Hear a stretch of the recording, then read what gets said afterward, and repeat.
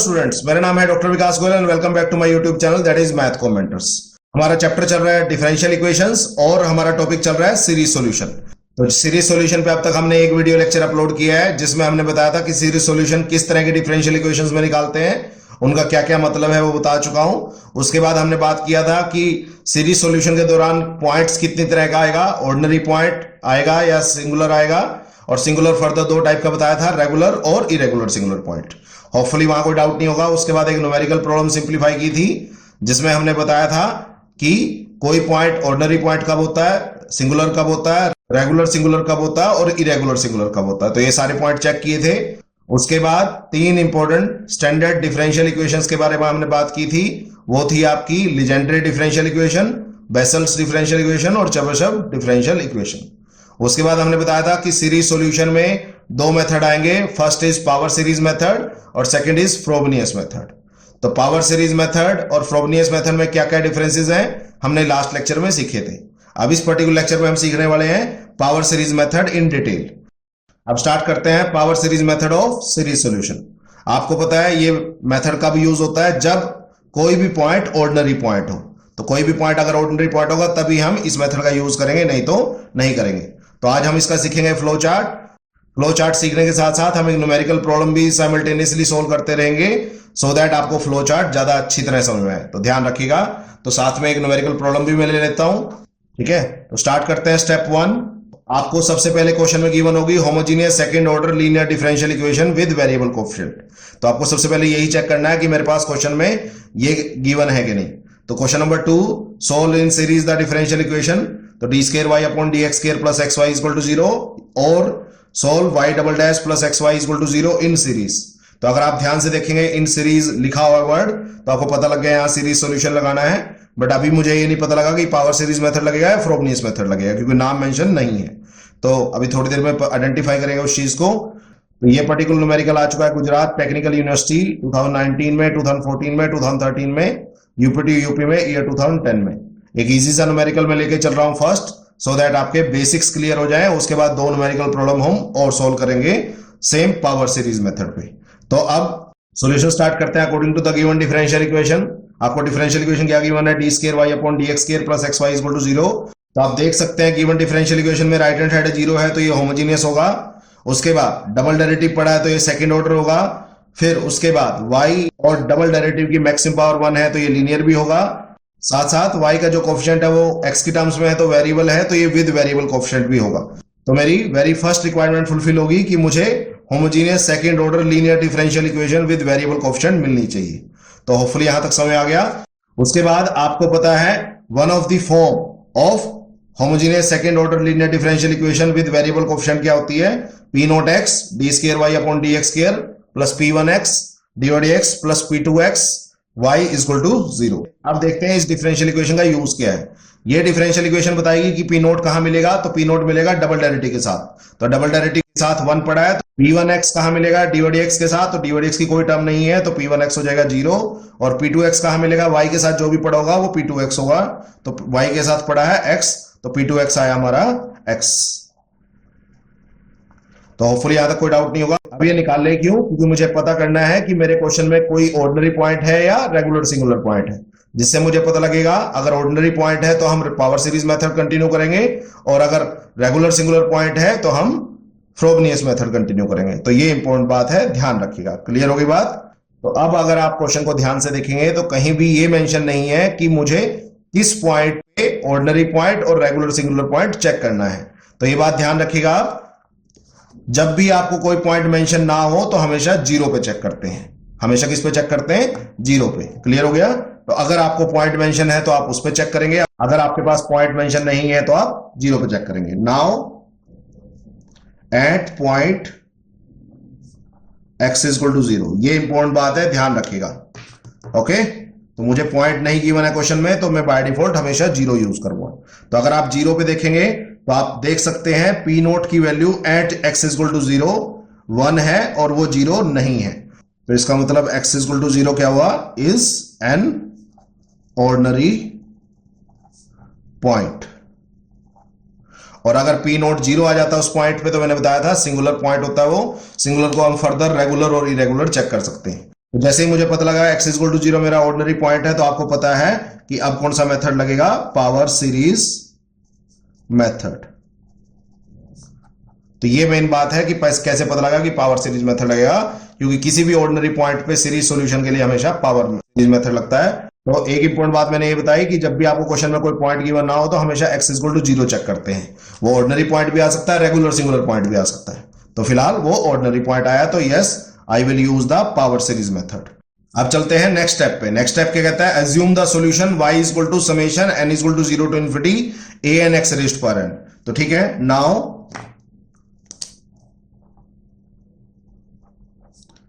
let the solution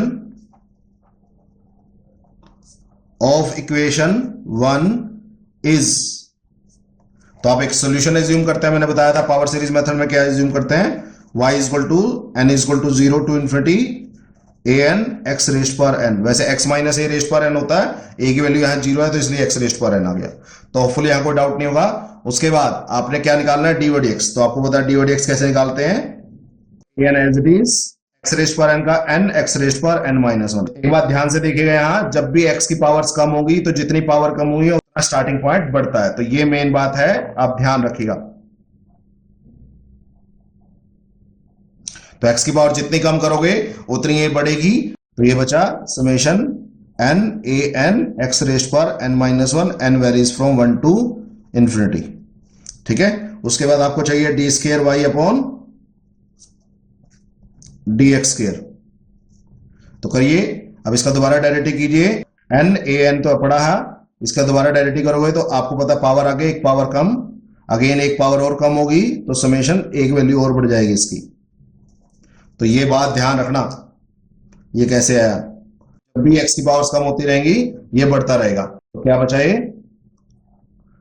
n minus 1 an x raised power n minus 2 n equal to 2 to infinity. मैं जानबूझ के question को summation की form में रख रहा हूं क्योंकि समेशन की फॉर्म में आगे सोल्व करना थोड़ा इजी पड़ता है। ठीक है, फर्दर सॉल्यूशन।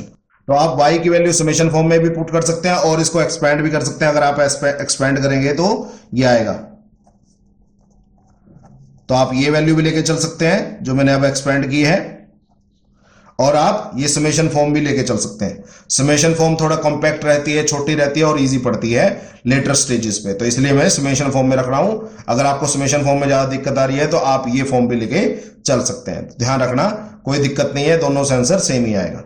अब आगे करते हैं। अब नेक्स्ट थर्ड स्टेप क्या है, substitute the values of y dy dx and d square y in the given differential equation. तो जो आपकी y dy dx और d square y upon dx square की वैल्यू आई वो आपको गिवन डिफरेंशियल इक्वेशन में पुट करनी है। So substitute values of d square y upon dx square and y in equation number 1 we get. क्योंकि मेरे क्वेश्चन में सिर्फ डबल डेरिवेटिव और y पड़ा है इसलिए मैंने dy dx का नाम नहीं लिखा, मर्जी आपकी है। अब मुझे एक पहले वैल्यू पुट करनी है डबल डेरिवेटिव की, तो उसकी वैल्यू थी summation n varies from 2 to infinity n into n minus 1 an x raised power n minus 2।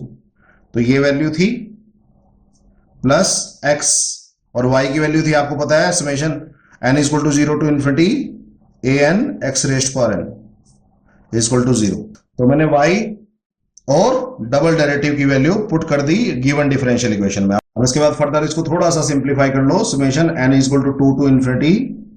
तो सिंप्लीफाई करने का मतलब है अगर कोई वेरिएबल बाहर पड़ा है तो उसको अंदर मल्टीप्लाई कर लो। तो अगर आप देखेंगे तो x पड़ा है बाहर और ये समेशन लगा हुआ है n पे, तो मुझे n की टर्म्स को अंदर बाहर करने से फर्क पड़ता है, x से कोई दिक्कत नहीं है, x उसके लिए कांस्टेंट है। तो ये आया summation n equal to 0 to infinity an x raised power n into x equal to 0। तो यह है बच्चों summation n equal to 2 to infinity n minus 1 an x raised power n minus 2 plus summation n starting from 0 to infinity an x raised power n plus 1। तो hopefully यहां तक समझ आ गया होगा। स्टिल कोई पॉइंट आउट डाउट हो तो पूछ लीजिएगा। तो जितने वेरिएबल बाहर पड़े हैं उनको उठा के अंदर मल्टीप्लाई कर लो समेशन के। तो मैंने सारे मल्टीप्लाई कर लिए। आप 2-4 न्यूमेरिकल इस पे सिंप्लीफाई करेंगे तो आपको समझ आना स्टार्ट हो जाएगा। अब नेक्स्ट पॉइंट जो है वो सबसे मुश्किल है। अगर वो पॉइंट आपको समझ में आ गया तो उसके बाद क्वेश्चन में कुछ नहीं बचता। ठीक है, करें। तो नेक्स्ट पॉइंट है make all the powers of x 2x raised power n। तो जितनी भी x की पावर्स हैं उनको सिर्फ क्या बनाना है, x रेज्ड पावर n। तो जितनी भी x की पावर है, तो अगर आप ध्यान से देखेंगे यहां पे और यहां पे, इन दोनों को x रेज्ड पावर n बनाना है बाय अप्लाइंग इंडेक्सिंग। अब ये सबसे मेन इंपॉर्टेंट कंसेप्ट है और मैक्सिमम बच्चे यहां दिक्कत करते हैं, तो थोड़ा ध्यान से देखिएगा। मैं बार बार बताता हूं, मैं जानबूझ के समेशन में कैरी कर रहा हूं क्वेश्चन, क्योंकि समेशन में लेटर स्टेजेस पे क्वेश्चन आसान पड़ेगा, और जब आप समेशन के साथ कंफर्टेबल हो जाओगे तो आपको फ्रोबनियस मेथड कंपैरेटिवली आसान लगेगा, तो ध्यान रखिएगा। अब मैं इंडेक्सिंग का कंसेप्ट समझा रहा हूं रफ वर्क में, ध्यान से देखिएगा। मैंने लिया summation x raised power n minus 2, n varies from 2 to infinity. अगर आप इसको एक्सपेंड करो और n की वैल्यू 2 से स्टार्ट करो तो ये आएगा x की पावर 0 प्लस x की पावर 1 प्लस x की पावर 2 प्लस x की पावर 3 एंड सो ऑन। मुझे क्या करना है, x की सारी पावर्स को x रेज्ड पावर n करना है। तो ये कम है पावर x की पावर n से, तो इस पावर को मैं बढ़ाऊंगा। तो जब भी आप पावर को बढ़ाएंगे आपका n कम होगा, ये बात ध्यान रखनी है बस आपको। तो ये दोनों रिवर्स है। तो जब भी आप समेशन के अंदर जितना n बढ़ाएंगे आपके n की स्टार्टिंग वैल्यू उतनी कम हो जाएगी। तो अगर आप इसको 1 बढ़ाएंगे, मतलब n-1 करेंगे तो ये 1 कम हो जाएगी, तो 2 से 1 हो जाएगी। और अगर आप इसको x की पावर 1 और बढ़ाएंगे तो ये 1 कम और हो जाएगी। तो जितनी ज्यादा पावर आप बढ़ाते रहेंगे उतनी स्टार्टिंग पॉइंट कम होता रहेगा। तो एक बात ध्यान रखिएगा, इसको चेक खोल के देख लीजिए, आंसर सेम ही आएगा। तो ये आया, n की वैल्यू 0 पुट करो, x की पावर 0 प्लस x की पावर 1 प्लस x की पावर 2 प्लस x की पावर 3। तो देख सकते हैं शिफ्ट करने से कोई फर्क नहीं पड़ा, ये दोनों सेम आए फिर भी।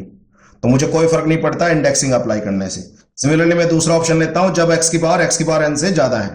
तो जब ज्यादा होगी तो मुझे इसको कम करना पड़ेगा, जब पावर कम होगी तो स्टार्टिंग पॉइंट की वैल्यू बढ़ेगी। तो ये मेन बात है। तो जब ये बढ़ता है तो ये कम होता है, और जब ये कम होता है तो ये बढ़ता है। तो दोनों एक दूसरे के रिवर्स है। तो अगर मैं समेशन के अंदर n को 1 कम करूंगा तो स्टार्टिंग वैल्यू 1 ज्यादा बढ़ जाएगी।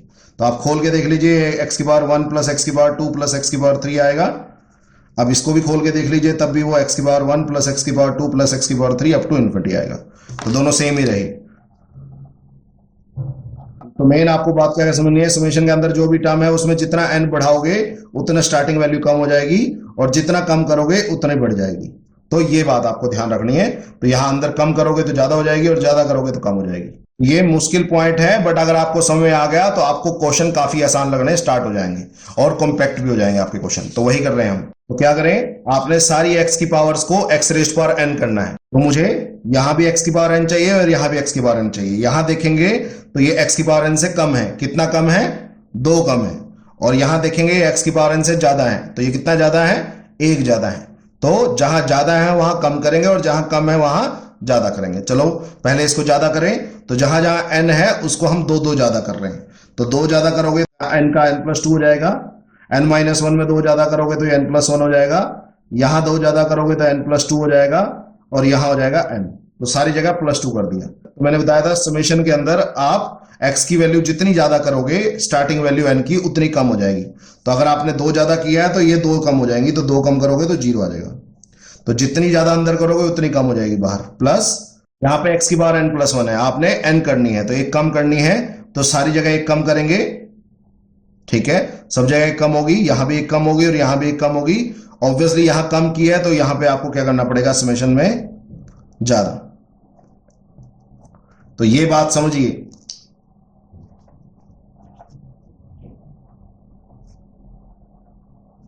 और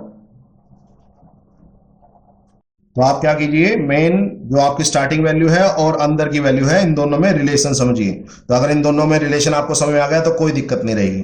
तो मैंने रिलेशन क्या बताया, अंदर जितना n आप बढ़ाएंगे स्टार्टिंग वैल्यू उतनी कम हो जाएगी, अंदर जितना n आप घटाएंगे स्टार्टिंग वैल्यू उतनी बढ़ जाएगी। यहां अंदर +2 किया है तो स्टार्टिंग वैल्यू -2 होगी, और यहां -1 किया अंदर तो बाहर +1 हो गया। तो ये बात ध्यान रखिएगा, यही सबसे इंपॉर्टेंट है। तो ये स्टेप मैक्सिमम बच्चों को दिक्कत करता है, तो ये स्टेप सबसे इंपॉर्टेंट है। अगर आपको ये समझ में आ गया तो इसके बाद ज्यादा कुछ दिक्कत आपकी नहीं बचेगी। क्लियर हो गया? तो होपफुली कोई डाउट नहीं होगा। तो मैंने क्या बताया था, y डिवाइड x और d² y अपॉन dx² की वैल्यू पुट करके उसको सिंप्लीफाई करके जो भी बचे उसमें सबकी पावर को x रेज्ड पावर n करना है। जिसकी पावर जितनी कम हो उतनी बढ़ा दो, और जिसकी पावर जितनी ज्यादा है उतनी कम कर दो। अब दूसरा पॉइंट भी है इसी के अंदर, and make all the starting values of n same. तो आपने n की सारी स्टार्टिंग वैल्यू सेम करनी है। तो यहां n की स्टार्टिंग वैल्यू क्या है, 0, यहां n की स्टार्टिंग वैल्यू क्या है, 1, तो इनको सेम करना है। तो सेम कैसे करेंगे, हम एक्सपैंड करेंगे। इसकी वैल्यू है 1 और 1 से ज्यादा, और इसकी वैल्यू है 0 और 0 से ज्यादा। ऑब्वियसली 0 के अंदर 1 भी आ रहा है, तो हम क्या करेंगे, n इक्वल टू 0 के लिए इसको एक्सपैंड कर लेंगे और उसके बाद जितनी वैल्यूज बचेंगे उनमें समेशन रखेंगे। तो मैं क्या कर रहा हूं बच्चे, n की वैल्यू 0 पुट कर रहा हूं, तो यह है 2 इंटू 1 a2 x रेस्ट पर 0 प्लस, उसके बाद मैं सब पे समेशन लगा रहा हूं, उसको एक्सपैंड नहीं कर रहा, n plus 2 n plus 1 a n plus 2 x raised पर n plus n varies from 1 to infinity a n minus 1 x raised पर n इक्वल टू 0। तो ये मेन समझो कि मैंने इसको कैसे लिख लिया। अब ये बात समझो कि हमने इसको एक्सपेंड क्यों किया, क्योंकि इसमें n की वैल्यू 1 या 1 से ज्यादा है, इसमें 0 और 0 से ज्यादा है, तो इसमें 0 वाली को एक्सपेंड कर लिया और 1 या 1 से ज्यादा वाली को इकट्ठा रख लिया। तो अब ये दोनों लिमिट सेम हो गई। तो क्या करो, जितना सिंप्लीफाई हो सकता है उतना कर लो। तो ये बचा 2a2 प्लस समेशन, ये दोनों का स्टार्टिंग पॉइंट, अब प्लस समेशन, दोनों की लिमिट सेम है तो मैं इनको इकट्ठा कर लेता हूं। लो जी, तो ये बचा बच्चे n plus 2 into n plus 1 a n plus 2 plus a n minus 1 into x raised पर n इक्वल टू 0। तो मैंने इन दोनों टर्म्स को इकट्ठा कर लिया, तो ये कॉमन ले सकें, इसी वजह से हमने सारी पावर्स को एक्स रेस्ट पर n में रिड्यूस किया था और सबका स्टार्टिंग पॉइंट सेम किया था। तो होपफुली आप समझ में आ गया होगा। अब इसके बाद क्या करना है, अब इसको मान लेते हैं इक्वेशन 2। अब नेक्स्ट पॉइंट पढ़ते हैं, equate the extra if any power of x outside summation to 0। तो समेशन के बाहर अगर कोई x की पावर पड़ी है, यहां x की पावर 0 पड़ी है, अगर पड़ी है तो हम उसको इक्वेट करेंगे 0 के। Now by equating power of x not to 0 we get, तो समेशन से बाहर जो टर्म पड़ी है उसमें x रेस्ट पावर 0 का कोएफिशिएंट क्या है, 2a2 इक्वल टू 0। तो a2 की वैल्यू कितनी आ गई यहां से, 0। तो ये मेन था। अब ये क्यों किया, to find starting values of coefficient an in terms of a naught and a1। तो जो भी वैल्यू आएगी वो a नोट एंड a1 में आएगी, वो आपको मैंने पावर सीरीज मेथड में पहले ही बता रखा है। नेक्स्ट स्टेप करें, now equate the coefficient of x raised पर n टू 0। तो x की पावर n का कोएफिशिएंट को आपने 0 पुट करना है। Now by equating coefficient of, यहां कोएफिशिएंट आएगा x रेस्ट पर n टू 0 वी गेट, थोड़ा लंबा जरूर लग रहा हो क्वेश्चन, बट ये फर्स्ट क्वेश्चन है इसलिए थोड़ा लंबा लग रहा है, क्योंकि ये समेशन समोशन में थोड़ा मुश्किल पड़ता है। अगर आप एक बार कंफर्टेबल हो गए उसके बाद कोई दिक्कत नहीं आएगी। तो जो भी इसका कोएफिशिएंट है उसको 0 पुट करो। तो कोएफिशिएंट क्या है बच्चे, n plus 2 into n plus 1 a n plus 2 plus a n minus 1, ये पूरा कोएफिशिएंट था, इसको आपने क्या पुट करना है, 0। जो ये रिलेशन होल्ड करेगा for all n greater than equal to 1 के लिए होल्ड करेगा। ये बात ध्यान रखो, क्योंकि आपका समेशन जो है वो 1 से स्टार्ट था, तो सिर्फ 1 या 1 ऑनवर्ड्स ही ये रिलेशन होल्ड करेगा, नहीं तो नहीं करेगा। तो यहां से a n प्लस 2 की वैल्यू निकालो, जो हाइयर है उसकी वैल्यू निकालो। तो a n प्लस 2 बड़ा है, a n माइनस 1 छोटा है। तो चलो मैं एक बार लिख देता हूं इसको। तो यह आया माइनस a n माइनस 1 और a n प्लस 2 आया minus a n minus 1 upon n plus 2 into n plus 1। तो होपफुली कोई डाउट नहीं होगा, यहां तक समझ आ गया होगा थोड़ा बहुत, ठीक है। अब जो ये रिलेशन आएगा उसका नाम होता है रेकरेंस रिलेशन और डिफरेंस इक्वेशन। तो विच इज द रिक्वायर्ड,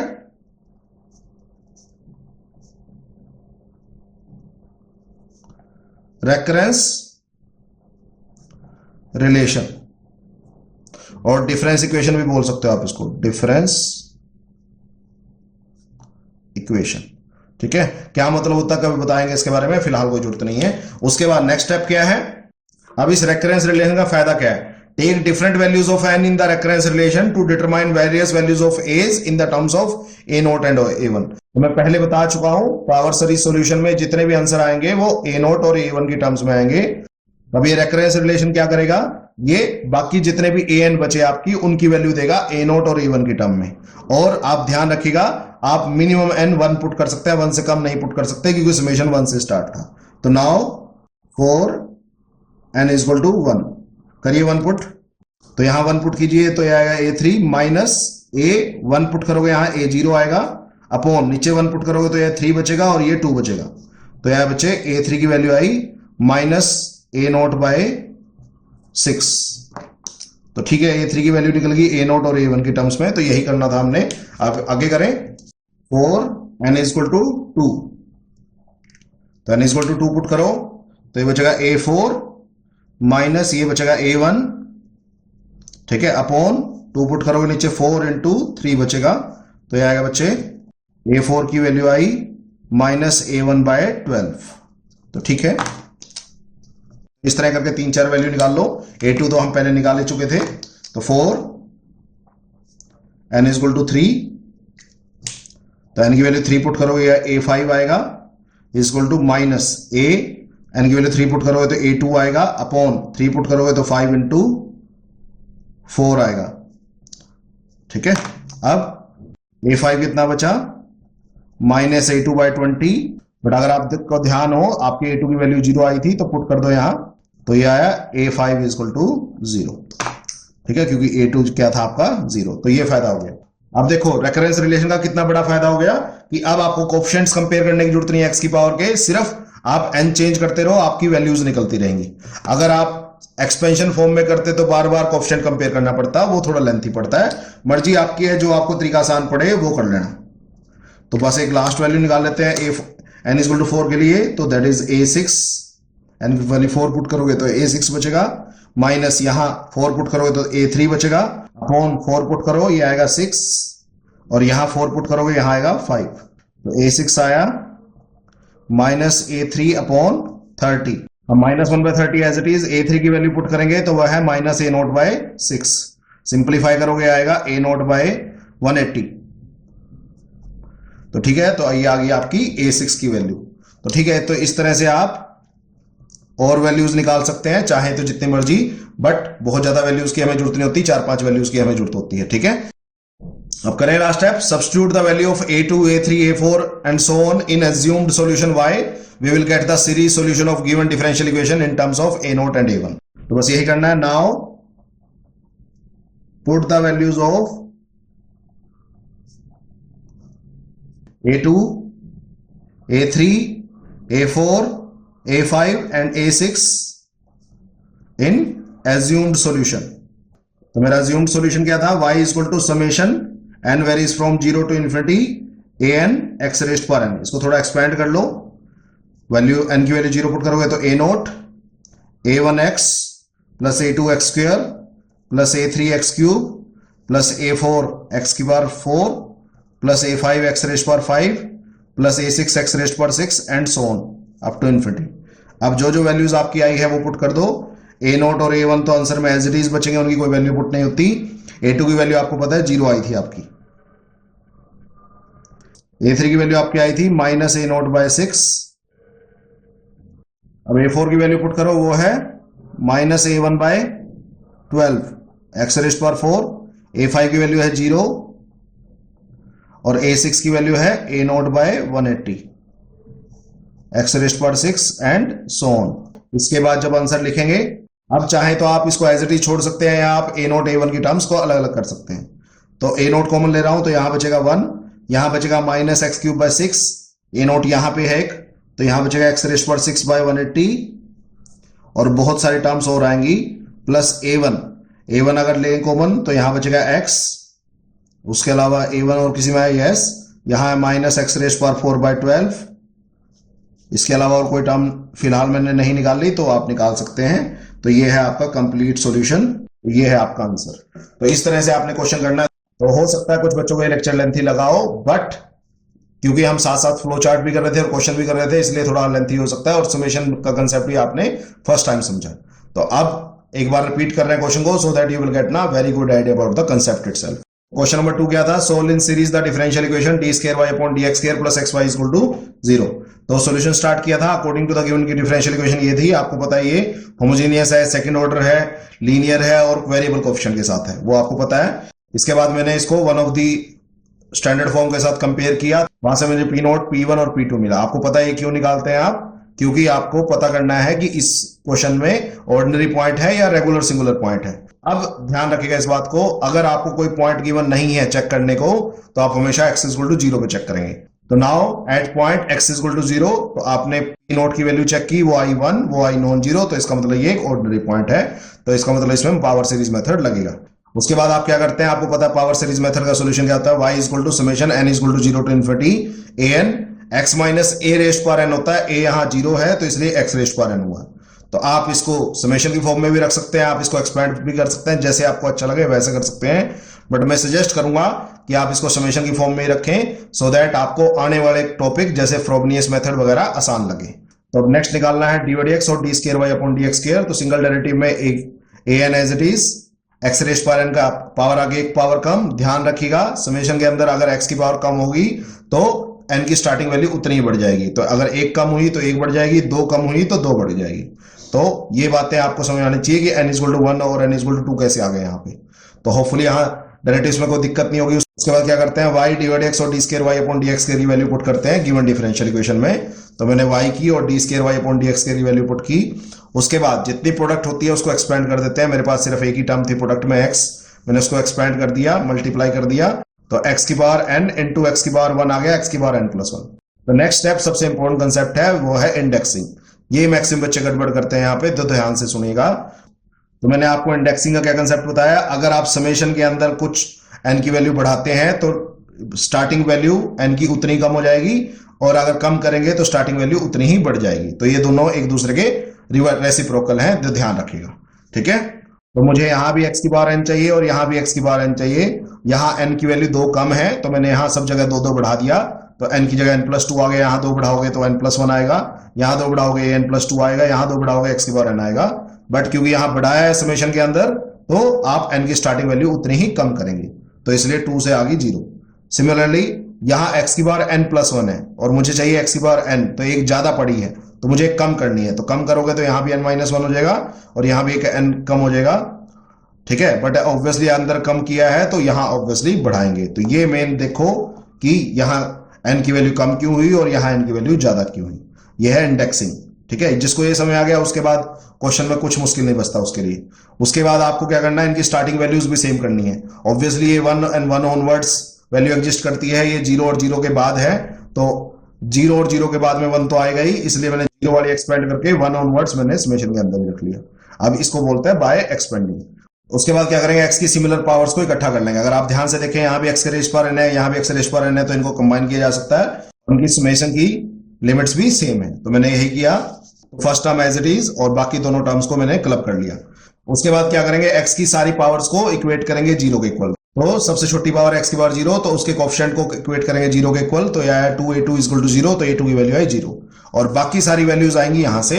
तो इसको जब इक्वेट करोगे 0 के इक्वल तो यह आएगा an plus 2 equal to minus an minus 1 upon n plus 2 into n plus 1। Hopefully समझ आ गया कैसे आया। बट ये एक इंपॉर्टेंट बात है कि ये सिर्फ तभी लागू होगा जब n की वैल्यू a के x से ज्यादा होगी। तो ध्यान रखना, इस रिलेशन को बोलते हैं रेकरेंस रिलेशन और डिफरेंस इक्वेशन।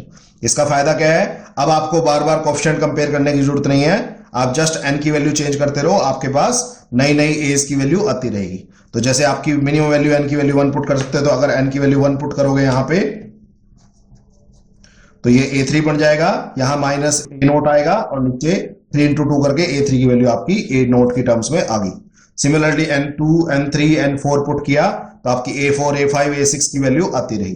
तो कितना आसान हो गया वैल्यूज निकालना। अगर आप इसको एक्सपेंडेड फॉर्म में ही कैरी करके रहते हैं तो ऑब्वियसली हर बार आपको बार बार कोएफिशिएंट कंपेयर करके बार बार इनकी वैल्यू निकालनी पड़ती।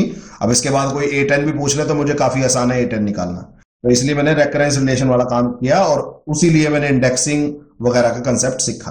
तो now put the values of a2 a3 a4 a5 a6 in assumed solution. तो ये आपका एज्यूम्ड सॉल्यूशन था, उसको थोड़ा एक्सपेंड कर लिया। वहां a नोट a1 की तो वैल्यू पुट कर ही नहीं सकते क्योंकि उसकी टर्म्स में तो आंसर आता है। a2 a3 a4 a5 a6 की वैल्यू पुट की, करना चाहे a नोट की टर्म्स को अलग कर लिया और a1 की टर्म्स को अलग कर लिया, तो ये आया आपका फाइनल सॉल्यूशन। तो ये है आपका आंसर। तो इस तरह से आपने क्वेश्चन करना है, थोड़ा लेंथी जरूर हो गया बट नेक्स्ट क्वेश्चन करेंगे तो आपको और ज्यादा कंसेप्ट इसके क्लियर हो जाएंगे। समेशन में रखने की कोशिश कीजिए जितना हो सके, नहीं तो दूसरा सॉल्यूशन एक्सपेंडेड फॉर्म, वो तो कोई दिक्कत है ही नहीं, ठीक है। समेशन में रखेंगे तो आपको फ्रोबिनियस मेथड वगैरह आगे समझने आसान पड़ेंगे। इसलिए मैं आपको जोर दे रहा हूं कि सेशन में क्वेश्चन को रखना सीख लीजिए। होपफुली आप डाउट नहीं होंगे। स्टिल कोई पॉइंट ऑफ डाउट होगा तो please feel free to ask. तो that's all for today. Okay.